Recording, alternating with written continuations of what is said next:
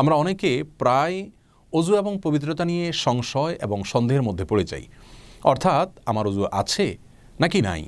এটা নিয়ে সন্দেহ এবং বিপাকের মধ্যে আমরা পড়ে যাই। এরকম পরিস্থিতিতে আমাদের করণীয় কী হবে? আমরা কি সন্দেহকে আমলে নিয়ে অজু ছুটে গেছে সেটি ধরে নেব, পুনরায় অজু করব, নাকি সন্দেহকে পাত্তা না দিয়ে পূর্বের অজুই রয়েছে তেমনটি ধরে নেব? এ সম্পর্কে শরীয়তের দৃষ্টিকোণ আজ আমরা আলোকপাত করবো ইনশাআল্লাহ বিইذনিল্লাহ। প্রিয় দর্শক, এ সম্পর্কে সহিহ বুখারী এবং মুসলিম একযোগে বর্ণনা করেছে এমন একটি হাদিস থেকে আমরা পরিষ্কার এবং সুস্পষ্ট দিক এবং নির্দেশনা পেয়ে থাকি। আর সেই হাদিসে রাসূল করিম সাল্লাল্লাহু আলাইহি ওয়াসাল্লাম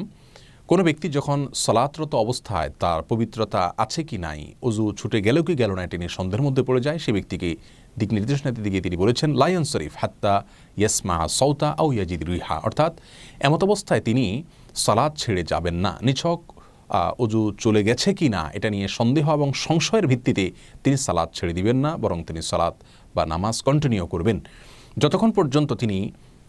বায়ু নির্গত হয়েছে এমন কোনো শব্দ শুনতে না পান, অথবা দুর্গন্ধ না পান, বা যে কোনোভাবে বায়ু নির্গত হওয়ার বিষয়টি নিশ্চিত না হন, ততক্ষণ পর্যন্ত নিছক সন্দেহের বশবর্তী হয়ে সালাত ত্যাগ করবেন না। এই হাদিস থেকে আমরা পরিষ্কারভাবে জানতে পারলাম যে যদি কারোর সংশয় দেখা দেয়, অহেতুক সন্দেহ দেখা দেয় যে আমার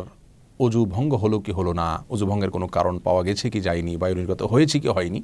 তাহলে তার উপরে ভিত্তি করে কিন্তু অজু ভঙ্গ হয়েছে এমনটি ধরা হবে না, বরং এই সন্দেহকে কোনোভাবেই পাত্তা দেওয়া যাবে না। এর বাইরে আমরা ফিকহের একটি প্রসিদ্ধ মূলনীতির কথা জানি, যেটি আল-আশবাহুন নাযায়ের সহ বিভিন্ন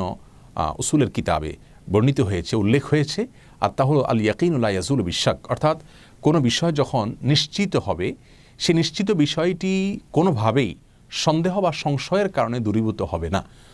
যেমন আপনি মাগরিবের সময় অজু করেছেন, আপনি নিশ্চিত, আপনি জানেন, কিন্তু এশার নামাজের সময় আপনার সন্দেহ দেখা দিচ্ছে যে মাগরিবে অজু করেছি তো ঠিক আছে, এরপরে এই সময়টুকুর মধ্যে আর অজুভঙ্গের কোনো কারণ পাওয়া গেছে কিনা, আমার বায়ু নির্গত হলো কিনা, পেশাব করেছি কিনা, অজুভঙ্গের কোনো কারণ পাওয়া গেছে কিনা, এটা নিয়ে আমি সন্দেহের মধ্যে পড়ে গেলাম। এরকম যদি হয় তাহলে অজু করেছি মাগরিবে এটা নিশ্চিত, পরবর্তীতে অজু গেল কি গেল না এটা সন্দেহপূর্ণ, তাহলে সন্দেহপূর্ণ বিষয়টি কখনো অনিশ্চিত বিষয়কে দূর করবে না, অর্থাৎ আমি অজু করেছি সেটাই ধরে নেওয়া হবে এবং তার উপর ভিত্তি করে আমি এশার নামাজ পড়তে পারবো। আবার এর বিপরীতে আমরা দেখতে পাই, যদি মনে করুন আপনি অজু ভঙ্গ হয়েছে এমনটি নিশ্চিত, আপনি পেশাব করেছেন, মলত্যাগ করেছেন, বা অজু ভঙ্গের কোনো কারণ পাওয়া গেছে, আপনি জানেন না, আপনি নিশ্চিত, কিন্তু এরপরে পুনরায় অজু করেছেন কি না এটা নিয়ে সন্দেহের মধ্যে পড়ে গেছেন, এরকম যদি হয় তাহলে আপনার নিশ্চিত অজুভঙ্গ হওয়ার বিষয়টি